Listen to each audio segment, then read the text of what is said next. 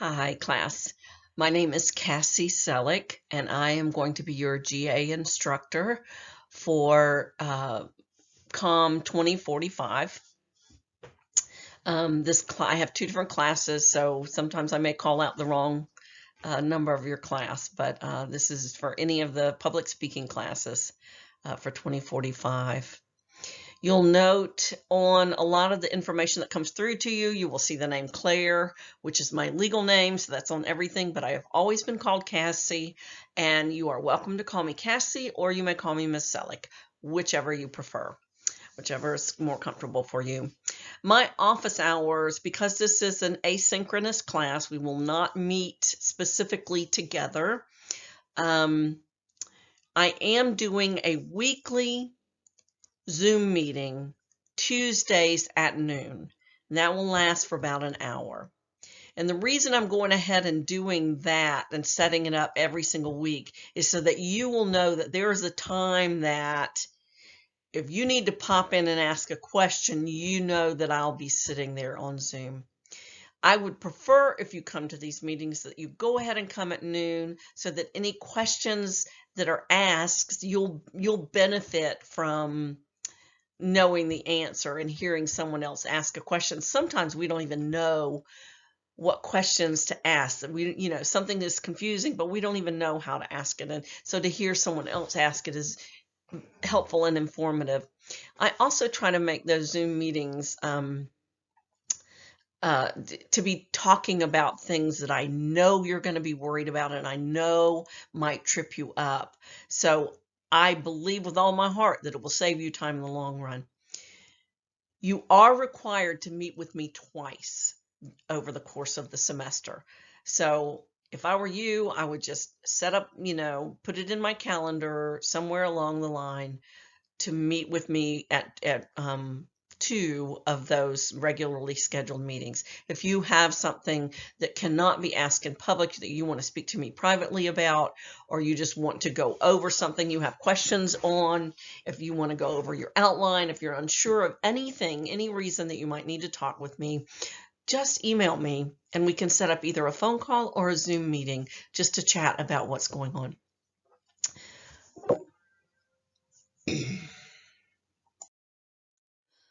So before I talk about your public speaking handbook, which I hope you have by now, I'm just going to address a little bit of the elephant in the room. Public speaking is a gen ed class. It's something everyone is required to take. Some of you may be freshmen coming in and want to get it out of the way. Others of you may be seniors and you have put it off until the very last minute because you did not want to take this class. And I totally get it. It's daunting. It's daunting for me to sit here and record this for you. But public speaking, communication, when you look at what recruiters are looking for, and there are many diagrams that show this, what recruiters are looking for at the top of their list are good communication skills. It's crucial no matter what you do. So you have to take this course. I'm going to make it as painless as possible. And I will just tell you what I always remind myself. The antidote to stage fright is preparation and practice. So that's what we're going to be doing in this class. Now, mainly we are going to focus on the written speech because you're not really going to be doing public speaking. Public speaking is an exchange of ideas. You are speaking to people who are sitting in front of you and they are reacting and interacting with you. And that's hard to accomplish when you are having to record your speeches on YouTube and upload them without an audience. I get how daunting that is. It also can be a little less nerve-wracking because you can always, delete the speech and start over. And you can't when you have an audience. So we're going to get through this, and I'm going to be here to help you get through it. The things we are going to be working on in this class with this textbook, and with the textbook, I want you to know that my weekly lectures, this is the first of them, will not be going over all the material in that book. I am going to count on you having read that text before you watch my video. Because in the video, I'm going to be using terms from that text that I expect you to already have an idea about, because my lectures are going to be focused on the assignments that you have, and there are many. So I'm going to go through those in just a little bit. Right now, this lecture is basically to go over the syllabus, which I know that you can read for yourself. So some of it I'm going to just skip right through, but I want to point out a few things as we go through it. So the main thrust of this course is to learn to write speeches. Yes, we're going to learn to prepare, deliver, and analyze public speeches, but the main thing is the writing portion of it, and that includes the outlines that you're going to be doing and extemporaneous speaking, which is what I'm doing right now. I have notes, but I'm not reading anything. So you're also going to learn how to weigh your words and write for diverse audiences. Never has it been more glaringly apparent what words can mean and what they can cause in public speeches than what we've been through in the political climate of today. It's important that what you mean to say is what people hear. It's important that you are deliberate with your words. You know, we talk about free speech, and yes, we have free speech guaranteed by our Constitution, but you still are not allowed to yell fire in a crowded room. Words matter, and choosing them matters. So in this course, we are going to learn to write for diverse audiences, say what we mean and mean what we say. We're going to learn to present those speeches with confidence and credibility. You're going to learn to organize your speeches in an outline with main points, 3 major ideas, and a nice flow with good transitions. That's going to be using an outline in APA 7 format. It's important that you know where to go to learn that format and that you use APA 7 format for outlines. You'll be counted off or not. It's not something that I'm going to teach in here, although I will go over it. But it's important that you know that there is a difference, and you can't just throw some words on a page and call it an outline.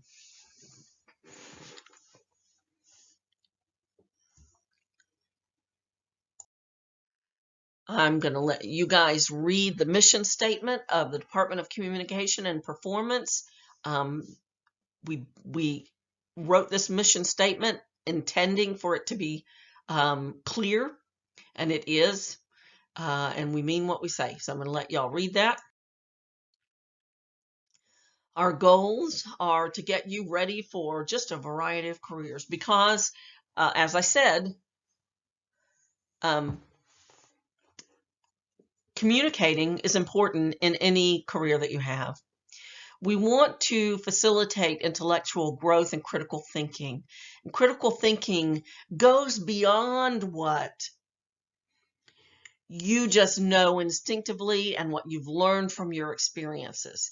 It's expanding your mind to include the perspectives of other people, the information that is available, the analytical, the academic information that is out there for you to read and discover. and we want you to think critically rather than just regurgitating what someone else has written or what you think you know. I want to take this moment to say one thing that I sort of bumped up against in the last semester. There's this kind of feeling sometimes where when you've had a passion for something and you've spent so much time and you come to college and you're really excited to tell your professors and your teachers what you know. And I think that's great. And I appreciate what you know. But you're not here to tell me what you know. You're here to learn more. Sometimes it's more about what you know. Sometimes it's more about what you think and why you think it. And so as we go forward, I want you to just make sure that you are opening your mind to other possibilities and other issues. I will ask you when you're choosing topics to choose something that you're not already an expert at, that you are here to learn and you're here to grow, and everything that you do learn new is not for everyone else. It's really for you. It's for edifying and enlightening yourself. You grow from it. Our goals are also to explore human performance and utilize it to understand and know, to promote civic engagement, social responsibility, and civil dialogue. Right now, there's so many of us, and especially with social media being the way it is, when we start looking for things that support what we already believe, then the algorithms in these social media programs start feeding you more of those kinds of things. And when that happens, all of us, every single one of us, no matter whether we are conservative or liberal, Democrat or Republican, um, Christian or Muslim or anything, any religion, once we start only feeding our minds with what backs up what we believe, that's when we start being polarized.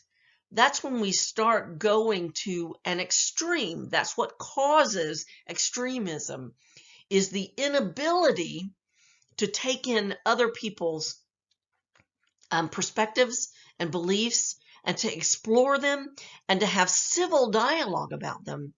It's why all of a sudden we are finding ourselves having fights with people we know and love and losing relationships over political ideas because we have polarized ourselves by only feeding what we believe. It is crucial that you do have an opinion, yes, but it's crucial that you consider all sides of a subject in order to make that opinion.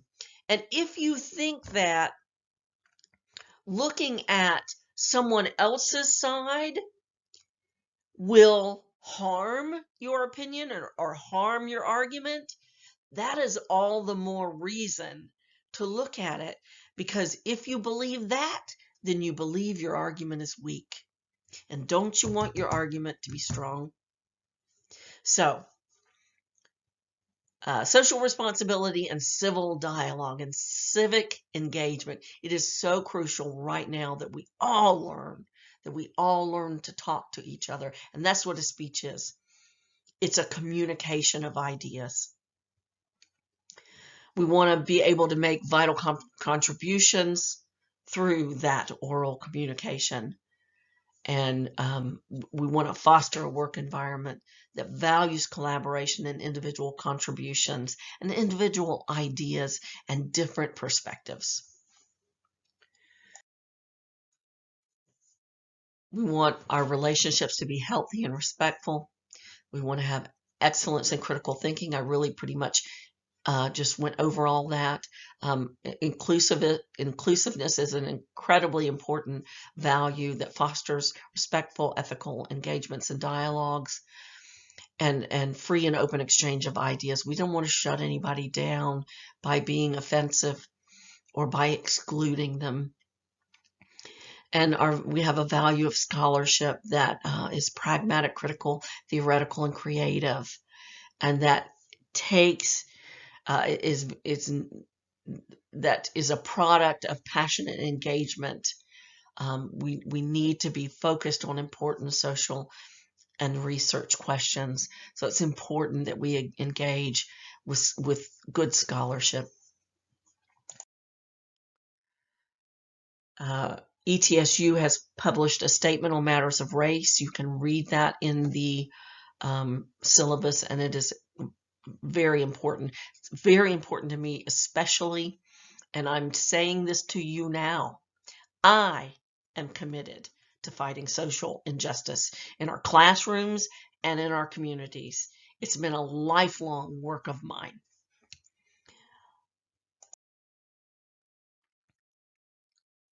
The course policies and procedures, I'm going to let you guys read those, all about masks, all about academic integrity. Main thing I want to say about this is we take plagiarism very seriously. You can ruin your entire college career by plagiarizing. I'm going to harp on this. This is not the only time you're going to hear about this. Read your course policies and procedures. And if you are in doubt about plagiarizing, ask me. You can email me. You can come to a Zoom meeting. Ask me. Ms. Selleck, is this considered plagiarizing? Can I use this? Can I use that?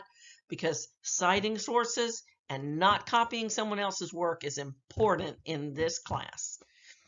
So this is about challenging grades. There's an important policy on the syllabus about that. If you, those that need ADA accommodations, please go to that URL there or call that number. You will need to, I am here to help you however I can, but we must take the right steps and go through the right divisions or services to accommodate that. You absolutely must have a computer with a strong internet access. You must have a working webcam and functioning speakers. You're going to be recording your speeches, uploading them to YouTube. You must have a YouTube account that has public accessibilities. You can make it either public or you can make it unlisted. But it has to be something that when you post your link on top of your outlines, that I can go to that URL and see your speech, and so can the your classmates who will be giving you critiques on those speeches. So your grading and coursework. The syllabus has a list of all of these things. Do not just think it's this easy, because everything has certain instructions in the syllabus. You're going to want to read them carefully, and you're going to want to read them again right before you do the project or when you start it. So you're going to give 4 speeches in this class. The first is going to be an introductory speech. It's going to be where you tell us about yourself, but you are still going to have to write an outline for that. There's more. Well, we'll talk about that more later. And then for the other 3 speeches, a special occasion speech, a persuasive speech, and an informative speech, you will have to choose a topic and get it approved by me before you give your speech. There are some topics that are excluded. They're not allowed, and there's not anything about really the topic itself. It's because they have been so overdone that there are so many speeches out there that I just don't. It's not new. And I want to see some new work. So you will. You will get, before each speech, you will have access to the speech instructions. You've got them now, and a copy of the rubric. I'm going to put the rubrics all up on D2L. They will be there. Then you'll write a full outline, and you will use note cards to prompt you for your speech. All of that I think I've said before. Yep. And then dress for the speeches. I want you to think headshot in your just like you see me, because basically shoulders up. Like if I were taking a headshot photo, this is what you would see. You don't need to be standing. You don't need, I want you close enough to the camera and to your speaker that everything is clear and we can understand you. So basically, it's business on the top. I don't care if you're in sweats on the bottom. I don't care if you're wearing tennis shoes. I'm not going to see those. But I want you to think of dressing for a job interview when you do these speeches. You must. I don't want to see t-shirts. I don't want to see jerseys and sweatshirts, and I want to see proper job interview attire from here up.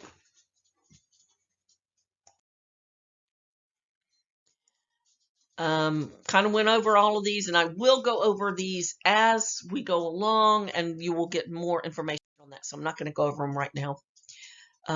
Workshops, again, it's a really important, significant portion of your grade. And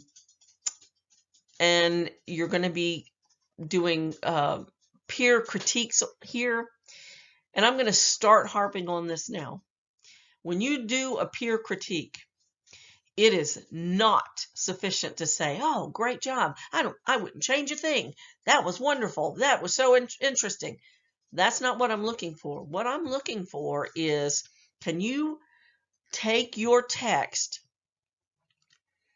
and use the terminology that you have learned through reading that text and apply it to the speech you just watched?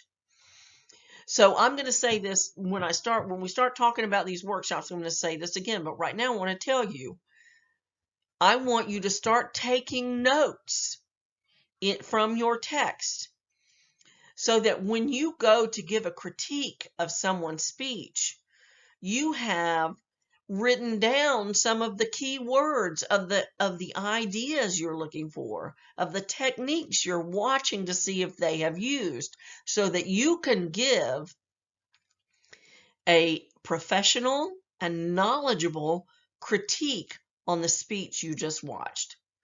It is super important, and your grade will be greatly impacted if you don't do that.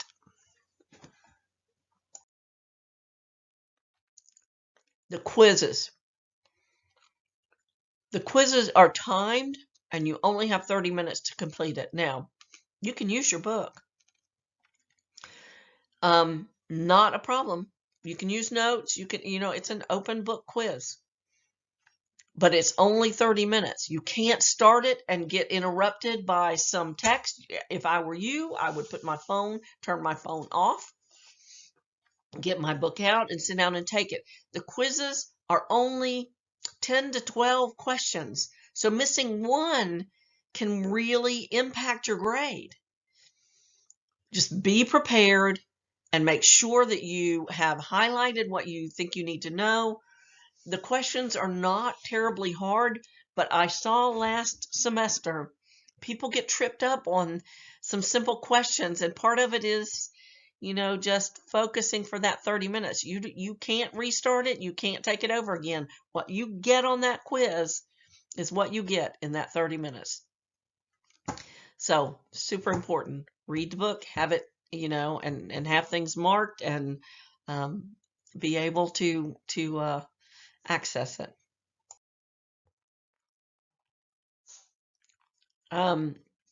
These again are noted more thoroughly in your syllabus. I'm going to let you read them, and as we go along and do these exercises, I will explain more fully. They are specific exercises, and they're all different. There's your grading scale. I'll let y'all look at that. Oh, notes on organization. This is things I need. Please, please put your name on your paper. I know that you are uploading it to D2L, to a Dropbox that has your name on it. But when I'm reading it or when I download it to compare it or make notes on it, and you don't have your name on it, well, I have to do the work. Name your file and put your name on the paper and name your file accordingly. I need your last as the file name. When you go say, save as your last name. I prefer that first.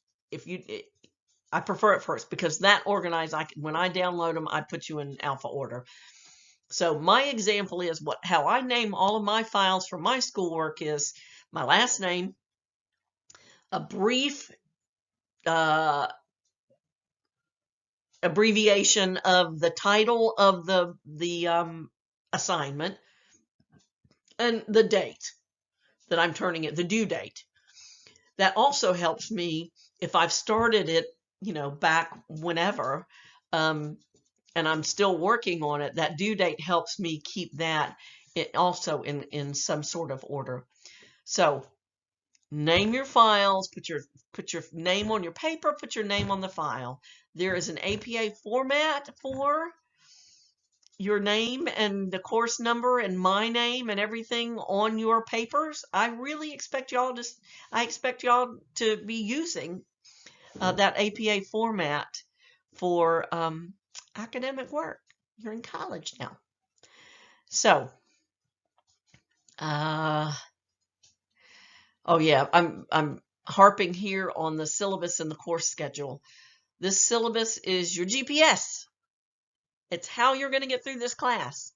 I always print mine out and put it in the front of in the front of my folder where I'm also putting my papers. But I mean, some of you just work online, and that's fine. But make sure you are always referring to that. And the course schedule, which is at the bottom of the syllabus, gives you all of the assignments and the due dates. And if you find one that's wrong, and it could be, we have to change it every time, please let me know so that I can let everyone else know as well. I appreciate your help in keeping things straight. Lastly, my little sign, life happens, be prepared. There's due dates. Most of the due dates are Friday at 11:59. That means if it hits 1 second after that, you will be shut out of Dropbox. It will not let you post it. I can't even begin to tell you how frustrating it is to have 3 or 4 people who have waited until 10 o'clock on Friday night to start their projects and then are actually emailing me with questions and freaking out because they don't have time to finish. Please don't be that kind of student. Nobody has time for that kind of stuff. Set up a time during the week to do your coursework. We all have lives. We all have things to do, me included. Right now, I am in the last semester of my master's degree, my graduate degree. I'm working on my thesis. I have to schedule my work time to get everything done. And I can promise you, I'm not going to be very happy with being interrupted by your lack of planning. So I'm counting on you guys to be prepared, to have stuff done on time or in advance. One of the things that's going to be important for y'all to have ahead of time and not wait till the last minute is your topic approvals. And there's notes all through. When I start talking about that, actually on the next lecture, I'll cover that more thoroughly. Please be on top of your work, and I will also be on top of grading. And last semester, I did a good job and everybody had their grades on time. And so I promise that I'm going to be on time, and I hope that you will be too. All right, let's do this thing.